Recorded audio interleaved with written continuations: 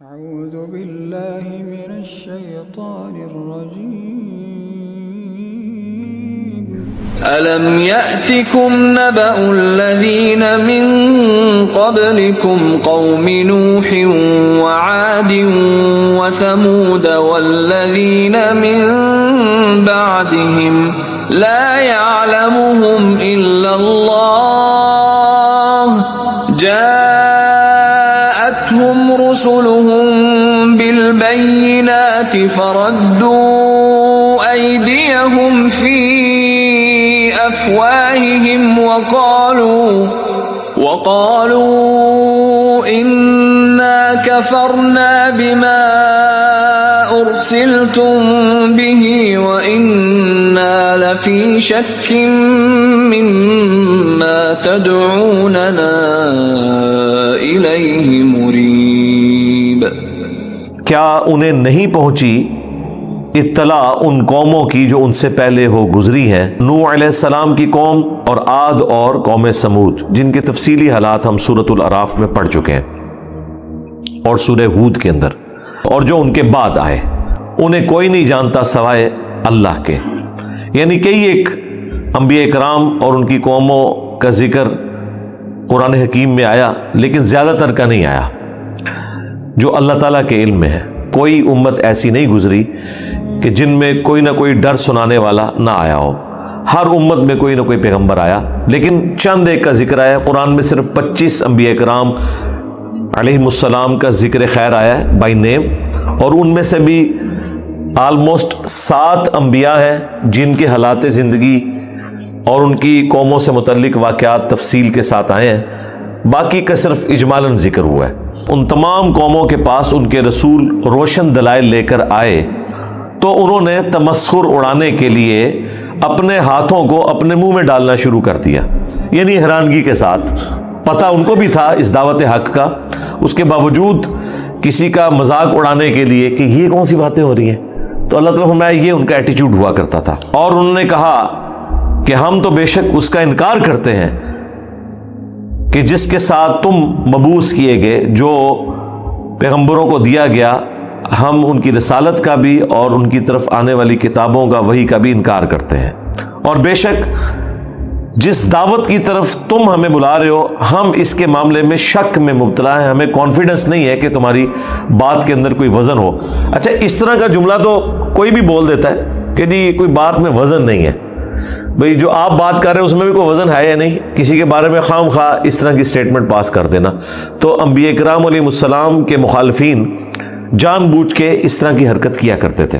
قالت رسلهم أفي الله شك فاطر السماوات والأرض يدعوكم ليغفر لكم من ذنوبكم ويؤخركم إلى أجل مسمى قالوا إن أنتم إلا بشر مثلنا تريدون أن تصدونا عما كان يعبد آباؤنا فأتونا بسلطان مبين۔ تو اس کے جواب میں جو قوموں کے رسول ہیں وہ کہا کرتے تھے، کیا تم اس ہستی کے بارے میں، اس اللہ کے بارے میں شک کر رہے ہو کہ جو آسمانوں اور زمین کو پیدا فرمانے والا ہے، جو بلاتا ہے تمہیں اس طرف کہ وہ بخش دے تمہیں اور تمہارے گناہوں کو بخش دے اور تمہیں ایک وقت مقرر کے لیے مہلت دے۔ اچھا، یہ تمام انبیاء کے جواب میں ان کے مخالفین نے یہی بات کی کہ تم تو نہیں ہو مگر ہمارے ہی جیسے انسان۔ اب یہ آیات بیسیکلی یہ بتانے کے لیے تھی کہ اللہ تعالیٰ نے انسانوں میں ہی پیغمبروں کو مبعوث کیا، اور ان کے مخالفین بھی یہ سمجھتے تھے کہ یہ ہماری طرف جو مبعوث ہوئے یہ ہماری اسپیشیز ہے، یعنی انسان ہے، اس کے باوجود اس کو وہ عیب بنا کے پیش کرتے تھے کہ تم تو نہیں ہو مگر ہماری طرح انسان، یعنی پھر کیا ہو؟ تو نبی اسلام کے کیس میں وہ باتیں سامنے آئی ہیں، انہوں نے کہا کہ آسمان سے فرشتے کیوں نہیں اس پیغمبر کے اوپر نازل ہوتے؟ پھر اللہ نے اس کا بھی جواب دیا سورہ بنی اسرائیل میں کہ اگر زمین پر فرشتے آباد ہوتے تو ہم فرشتوں میں پیغمبر بناتے، اب انسان آباد ہے تو انسانوں میں پیغمبر آئیں گے۔ اور یہ یقینی بات تھی کہ اگر کوئی فرشتہ پیغمبر بن کے آتا نا، ان سب نے یہ کہنا تھا فرشتے ہمارے لیے کیسے آئیڈیل ہو سکتے ہیں، انہیں تو ان تکلیفوں سے گزرنا ہی نہیں پڑتا جن تکلیفوں سے ہمیں گزرنا پڑتا ہے، تو کوئی انسان ہی پیغمبر اللہ بنا کے بھیجتا۔ تو مسئلہ اپنی جگہ موجود تھا، یہ اعتراض اس کیس میں بھی ہونا تھا، لیکن اللہ تعالیٰ نے اس اعتراض کو ایڈریس کیا اور اس اعتراض کو لے لیا کہ ٹھیک ہے تم ٹھیک کہہ رہے ہو کہ انسان ہی ہے، اس کے پیچھے ریزن یہ ہے کہ ہم نے انسانوں کے لیے آئیڈیل انسانوں کو ہی بنانا ہے، اور تمہارا مقصد یہ ہے، تم چاہتے یہ ہو کہ ہمیں روک دو ان ہستیوں کی عبادت سے، ان بتوں کی عبادت سے، ان جھوٹے معبودوں کی عبادت سے جن کی عبادت کرتے ہوئے ہم نے اپنے آباء و اجداد کو پایا۔ تو لاؤ ہمارے پاس کوئی روشن دلیل اگر تم اس حوالے سے سچے ہو تو۔ قالت لهم رسلهم إن نحن إلا بشر مثلكم ولكن الله يمن على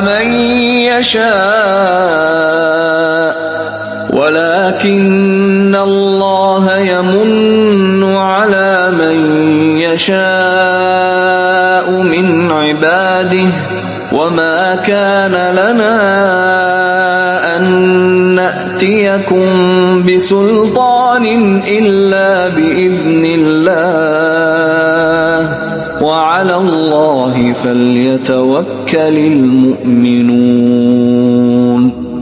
تو اس کے جواب میں تمام رسول اپنی قوموں سے یہی کہا کرتے تھے کہ اس میں تو کوئی شک نہیں کہ ہم بھی انسان ہونے میں تمہاری طرح ہیں، لیکن اللہ تعالیٰ احسان فرماتا ہے اپنے بندوں میں جس کے لیے وہ چاہتا ہے، یعنی ان کو چن لیتا ہے۔ یعنی ہم پہ احسان یہ ہے کہ ہے تو ہم انسان، لیکن اللہ تعالیٰ نے ہمیں پیغمبر بنایا۔ اب یہاں ہونا یہ چاہیے تھا کہ وہ جواب میں یہ کہتے کہ نہیں ہم تو انسان نہیں ہیں، وہ تو کہہ رہے انسان ہے۔ اس کا مطلب یہ ہے کہ کافروں نے جو اعتراض کیا ہوا تھا وہ اعتراض ویلڈ تھا، لیکن وہ اعتراض نہیں تھا، وہی تو اسٹرینتھ ہے انبیاء کی کہ وہ انسان ہونے کی وجہ سے ہی تو باقی انسانوں کے لیے آئیڈیل ہیں۔ اگر انسان نہ ہوتے تو انہوں نے کہنا تھا کہ جی آپ کو کیا پتا کہ جب پیٹ میں روٹی نہ ہو تو کس تکلیف سے گزرنا پڑتا ہے، تم تو ہے ہی فرشتے ہو، نہ تمہاری بیوی نہ تمہارے بچے، یہ تو ہم بھگت رہے ہیں بیوی بچوں کی تکلیف۔ اور ساتھ وہ یہ کہتے تھے کہ ہمارے پاس تو یہ طاقت ہی نہیں ہے کہ ہم کوئی روشن دلیل، کوئی معجزہ لے آئیں جو تم ڈیمانڈ کرتے ہو، سوائے اس کے کہ جو اللہ کوئی ہمیں اذن کسی معاملے میں دے دے۔ یعنی وہ جب کافروں نے اعتراض کیا نا کہ روشن کوئی معجزہ پیش کرو، تو تمام انبیاء یہ کہتے تھے معجزات تو ہمارے قبضے قدرت میں ہے ہی نہیں، وہ تو اللہ کی مرضی ہے۔ اب مجھے بتائیں اگر تمام انبیاء کا یہ حال ہے تو بابت شاہی کوئی نہیں۔ قرآن کا خلاصہ یہ ہے کہ بابت شاہی کوئی نہیں انبیاء کرام کے مقابلے پہ، اور جو انہوں نے عقائد ان کے بارے میں کلیم کیے ہیں، یہ تو کہتے ہیں نگاہ مار کے یہ کر دیتے ہیں، جب چاہیں یہ کر دیں، جب چاہیں وہ کر دیں۔ یہاں تو تمام انبیاء کے بارے میں آ رہا ہے کہ وہ کافروں کو جواب دیتے ہوئے، اب ہونا تو چاہیے تھا، یہ موقع تھا نا، یہ پیڑ پڑا تھا نا، کہتے ہیں میچ پہ ہے۔ کافر کہہ رہے ہیں کہ جی آپ تو ہماری طرح کے انسان ہو، اگر اتنے سچے ہو تو کوئی معجزہ دکھاؤ، تو آگے تو جواب میں ہونا چاہیے تھا کہ ہم تمہاری طرح کے انسان نہیں، لو جو کہو گے وہ کر کے دکھائیں گے۔ یہ تو نہیں یہ بات آ رہی۔ وہ کیا کہہ رہے ہیں کہ بھی واقعی ہم انسان ہیں، لیکن اللہ کا ہم پہ احسان ہے کہ ہم پہ وحی نازل ہوئی، اس چیز نے ہمیں ممتاز کیا تم سے۔ لیکن یاد رکھنا وحی کا مطلب قطعاً یہ نہیں ہے کہ ہم خود کچھ کر کے دکھا سکتے ہیں، اللہ جب چاہے گا معجزہ ظاہر کر دے گا، یہ سب کچھ اس کے قبضے قدرت میں ہے۔ اور اللہ ہی پر توکل کرنا چاہیے اہل ایمان کو۔ وما لنا ألا نتوكل على الله وقد هدانا سبلنا ولنصبرن على ما آذيتمونا وعلى الله فليتوكل المتوكلون۔ اور ہمیں کیا ہوا کہ ہم اللہ پر بھروسہ نہ کریں کہ جب اس نے ہمیں دکھائے ہیں کامیابی کے راستے، اور ہم ضرور صبر کریں گے ان تکلیفوں کے اوپر جو تم ہمیں دیتے ہو۔ یہ انبیاء کرام کی ڈسکشن ہو رہی ہے، آپ تو باپوں کے بارے میں یہ سنتے ہیں کہ جی وہ نگاہ مارتے تھے تو یہ کر دیتے تھے، اپنے دشمنوں کو برباد کر دیتے تھے۔ یہاں تو انبیاء کے بارے میں آ رہا ہے کہ وہ کہہ رہے ہیں کہ ہم انسان ہیں تمہاری طرح کے، سوائے ایک فرق ہے کہ ہم پہ وحی نازل ہوئی، معجزہ ہم خود سے دکھا کوئی نہیں سکتے، اور جو تم ہمیں تکلیفیں دیتے ہو اس پہ ہم صبر ہی کریں گے۔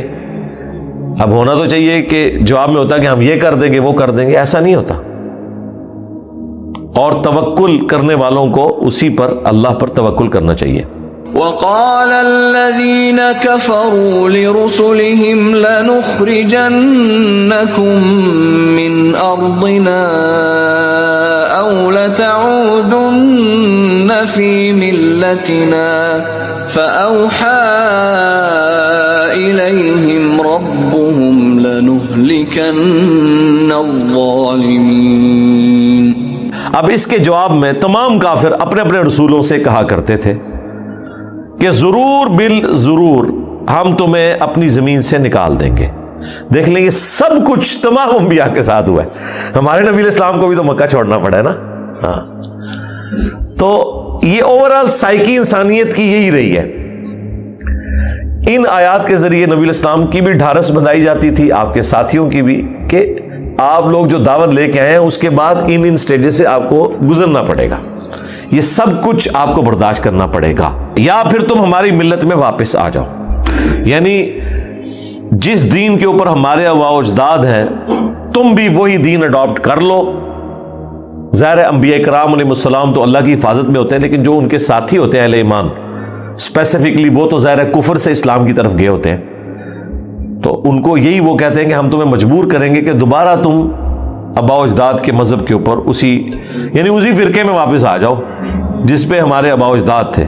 تو پھر تمام انبیاء کے کیس میں ایسے ہی ہوتا تھا کہ ہم ان نبیوں کی طرف وحی کرتے تھے ان کے رب کی طرف سے کہ ضرور جو ظالم ہیں آپ کے دشمن یہ ہلاک کر دیے جائیں گے، آپ نے اس حوالے سے کوئی ٹینشن نہیں لینی۔ وَلَنُسْكِنَنَّكُمُ الْأَرْضَ مِنْ بَعْدِهِمْ ذَلِكَ لِمَنْ خَافَ مَقَامِي وَخَافَ وَعِيدِ۔ اور ان کے مرنے کے بعد ہم ضرور تمہیں زمین میں سکونت دیں گے۔ یعنی فرعونی جب ڈبوئے گئے ہیں اس کے بعد بنی اسرائیل کے ہاتھ حکومت آ گئی ہے۔ اسی طریقے سے غزوہ بدر اور احد اور خندق کے اندر جب مشرکین عرب ڈبوئے گئے ہیں تو الٹیمیٹلی فتح مکہ کے ذریعے حکومت مسلمانوں کے پاس آئی ہے۔ اور یہ جو کامیابی کا وعدہ ہے انبیاء کرام علیہ السلام اور ان کے ساتھیوں کے حق میں، یہ ہر اس شخص کے لیے ہے جو قیامت کے دن میرے حضور پیش ہونے سے ڈرا اور میری دھمکی سے ڈرا، یعنی جو اللہ کا تقوی اختیار کرنے والے لوگ ہیں ان کے لیے یہ وعدہ ہے۔ وَاسْتَفْتَحُوا وَخَابَ كُلُّ جَبَّارٍ عَنِيدٍ۔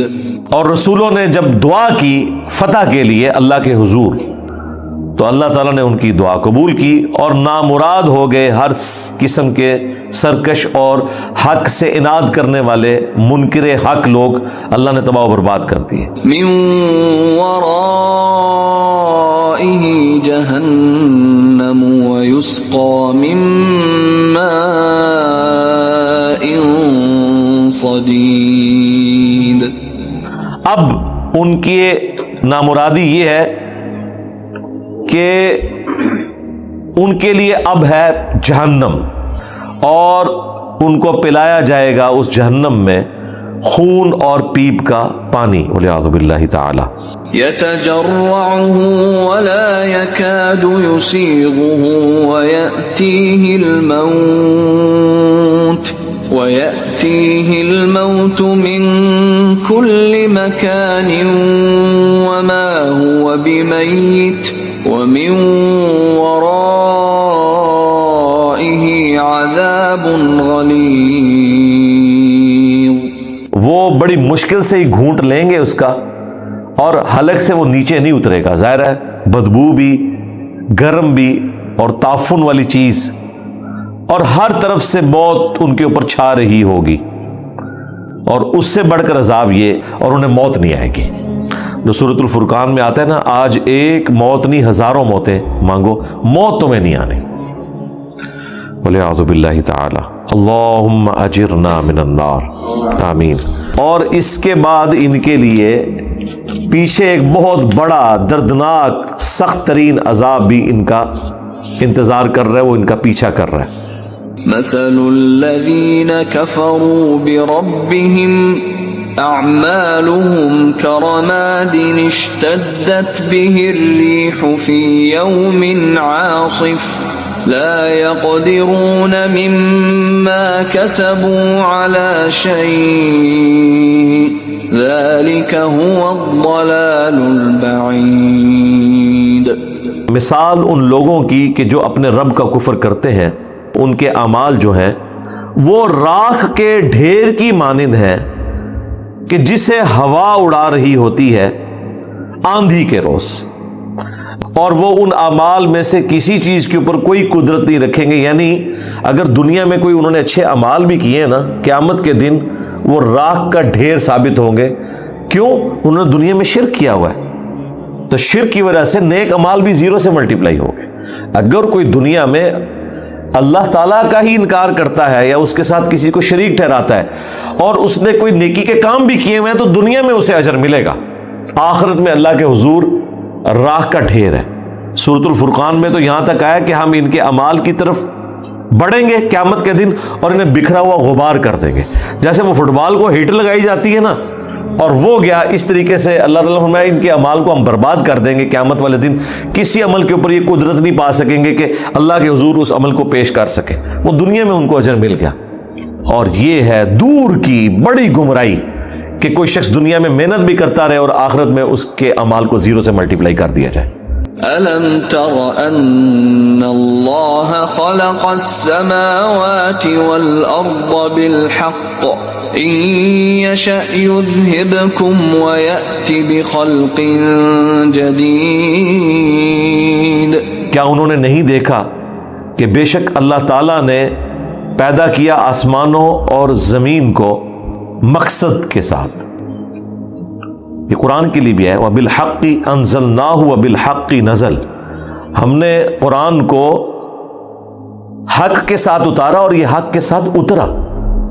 حق مطلب پرپسفل، با مقصد۔ حق کا ایک مطلب سچائی بھی ہوتا ہے اور ایک مطلب اس کا با مقصد۔ تو ہم نے آسمان اور زمین کو کسی مقصد کے ساتھ پیدا کیا۔ اگر اللہ چاہے تو تم نافرمانوں کو ہلاک کر دے اور نئی مخلوق لے آئے۔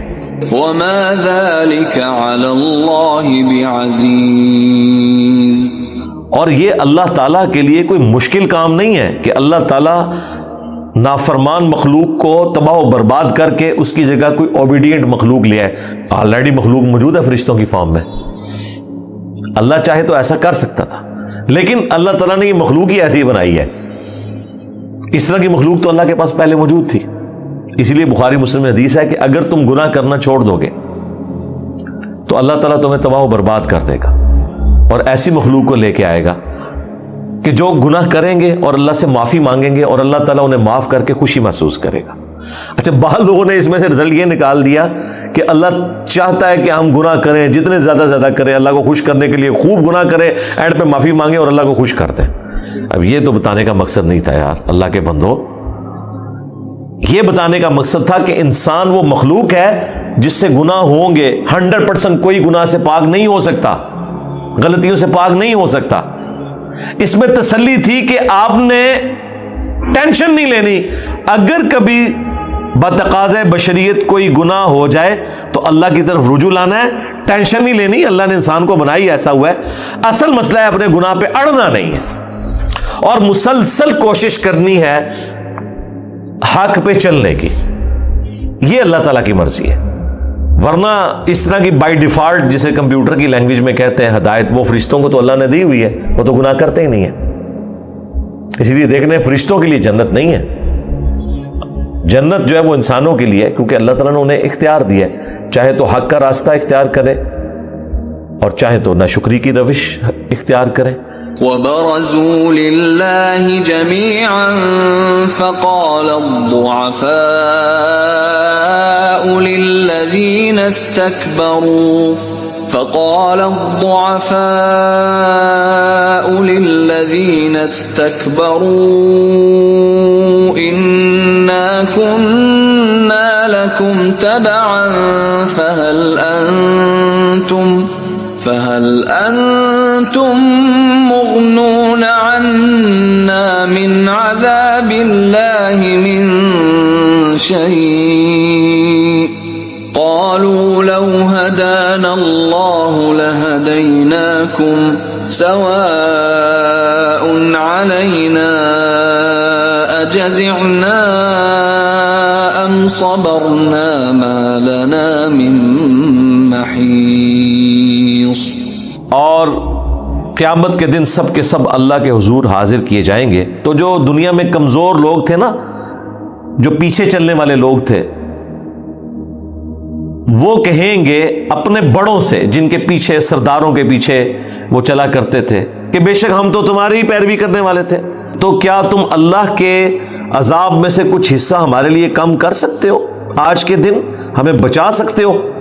دیکھو دنیا میں تو تم تھانے کچہریوں میں ہمارے پیچھے ہماری ضمانتیں کراتے پھرتے تھے، کہیں پہ پیسہ لگا کے، کہیں پہ سفارش لگا کے دنیا میں ہماری مدد کرتے تھے، اور تمہارے پیچھے ہم نے اپنی آخرت بھی برباد کر لی. یہ وہ سردار ہیں جو وقت کے پیغمبروں کی دعوت کو چلنے نہیں دیتے تھے اور اپنے ماننے والوں کو کہتے تھے کہ بھائی یہ سب کچھ فراڈ ہے، نعوذ باللہ، تم ہمارے پیچھے چلو. یہ سرداری کے چکر میں انبیاء، ان کو کوئی لینا دینا نہیں تمہارے آخرت کے معاملات کے ساتھ. یہ تو چاہتے ہیں تاکہ تمہیں تمہارے آباء و اجداد کے دین سے ہٹا دیں، جو ہم پہلے سن چکے. تو اب اللہ تعالیٰ فرما رہا ہے کہ اب یہ قیامت قائم ہو گئی، جہنم کا فیصلہ ہو گیا، یہ سب جہنم میں پہنچ کے اب جہنم میں جا کے وہ اپنے سرداروں سے، اپنے بزرگ بابوں سے کہیں گے کہ حضرت دنیا میں تو آپ کہتے تھے ہمارے سلسلے میں آ جاؤ تو آپ کو جنت میں ساتھ لے کے جائیں گے. دنیا میں تو انبیاء کرام کے راستے کی بجائے آپ نے ہمارے بچوں کو بھی اور ہمیں بھی اپنے بزرگ بابوں کے پیچھے لگایا تھا. ظاہر ہے یہ سب کچھ ہوگا. تو اللہ تعالیٰ فرما رہا ہے کہ وہ جب کہیں گے نا کہ آج کوئی ہمارے عذاب میں سے تھوڑا بہت کم کر دو، تو وہ آگے سے جواب دیں گے اگر اللہ تعالیٰ ہمیں دنیا میں ہدایت دیتا نا تو ہم دنیا میں تمہاری رہنمائی کرتے. یعنی وہ بات اللہ تعالیٰ پہ ڈال رہے ہیں، لیکن یہ ٹونٹ کے طور پہ اللہ کے اوپر نہیں ڈال رہے، یہ ریئل بات کر رہے ہیں. یہ کہنا چاہ رہے ہیں کہ اگر اللہ تعالیٰ زبردستی ہمیں دنیا میں ہدایت دے دیتا، ہمارے برے کرتوتوں اور ہٹ درمی کے باوجود کان سے پکڑ کے ہمیں انبیاء کے پیچھے چلا دیتا نا، تو ہم بھی تمہیں ہدایت دیتے. اصل میں ہم شیطان کے راستے پہ چلے، اب اللہ تعالیٰ زبردستی اگر کرتا تو ہم بھی آج ہدایت پہ ہوتے. تو یہی تو مقدمہ ہے. یہ تو پورے قرآن کے اندر درجنوں جگہ آیا کہ اگر اللہ تعالیٰ زبردستی ہدایت دینا چاہتا تو سب کو ہدایت دے دیتا، لیکن اللہ کے ہاں یہ بات طے پا چکی ہے کہ میں ضرور بھر دوں گا جہنم کو سرکش جنوں اور انسانوں سے. یہ تو اللہ تعالیٰ نے کرنا ہی نہیں ہے. اگر یہی کچھ اللہ نے کرنا ہوتا تو انبیاء کرام کو پتھر پڑتے، انبیاء کرام شہید ہوتے، انبیاء کرام تکلیفیں اٹھاتے، وہ اپنی فیملیز کی مصیبتوں سے گزرتے. یہ تو آپ نے آخرت ارن کرنی ہے، کمانی ہے. یہ رسولوں کا مقدمہ، کتابوں کا مقدمہ اسی کے اوپر کھڑا ہوا ہے کہ اللہ نے زبردستی ہدایت نہیں دینی. وَالَّذِينَ جَاهَدُوا فِينَا لَنَهْدِيَنَّهُمْ سُبُلَنَا، جو لوگ ہماری راہ میں کوشش کریں گے نا ان کے لیے ہم اپنی راہیں کھولیں گے. جو کوشش نہیں کرے گا وہ نبی کا چچا ہو کر بھی ابو لہب کفر کی موت مر جائے گا، اور جو کوشش کرے گا وہ اتنی دور سے سلمان فارسی اٹھ کے اتنے مذاہب کو بدلتا ہوا اینڈ پہ نبی الاسلام کا غلام بن جائے گا.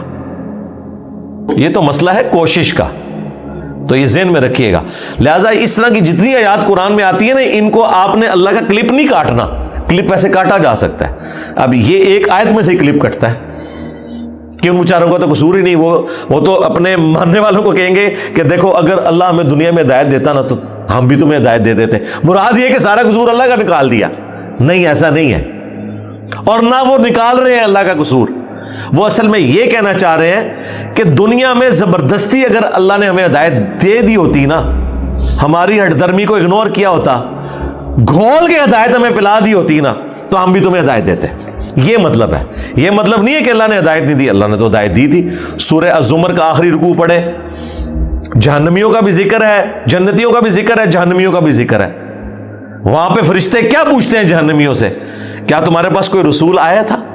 وہ سب کے سب کہتے ہیں ہاں رسول تو آیا تھا، لیکن کیا کریں، ہمارے لیے تو عذاب کا وعدہ پورا ہو کے ہی رہنا تھا، ہم نے اپنی مرضی سے اپنے انبیاء کا انکار کیا اور ہم نے کہا کہ تمہیں کوئی وحی نہیں دی گئی، ہم یہ انکار کرتے رہے۔